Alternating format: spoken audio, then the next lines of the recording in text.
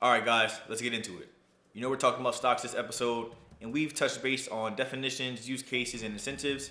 And for this episode, I still want to get into the vein of use cases and incentives, but I really want to talk about something called overextension and allowing your stocks to mature.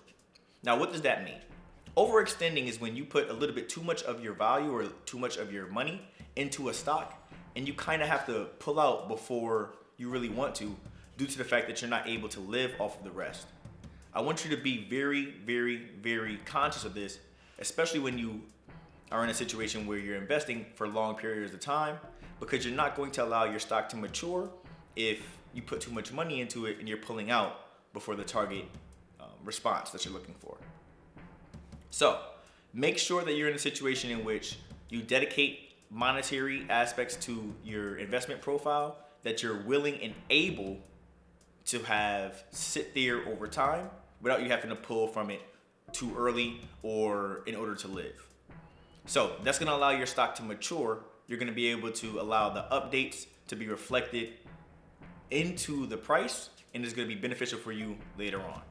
So make sure that you're not investing too much of your money or your time into a stock or another position, and you're not really able to live or survive outside of that position, because if you do, it's going to be very risky. And if there's any type of situation in which you need more money or more value on hand, you're going to have to exit that position regardless of whether or not it's up or down. The best case scenario is to be able to invest in a company and almost forget that you did.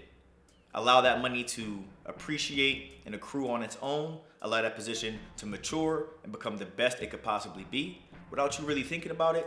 And then that way, when you revisit it after a certain amount of time, you're in a situation in which it seems as though you're just getting straight profits and you don't really have to worry about what happened in the turbulence and volatility beforehand. So I wanted to make sure I dedicated the episode for that, because a lot of people may feel as though they're turned off when it comes to stocks and other types of investment because they know that they may not have enough money for it. It's just proper budgeting that's necessary. If you put the right amount aside, trust me, it will accrue over time and you don't have to race. So hopefully that was, and I'll see you again next week for more stock tips and use cases and incentives. See you soon.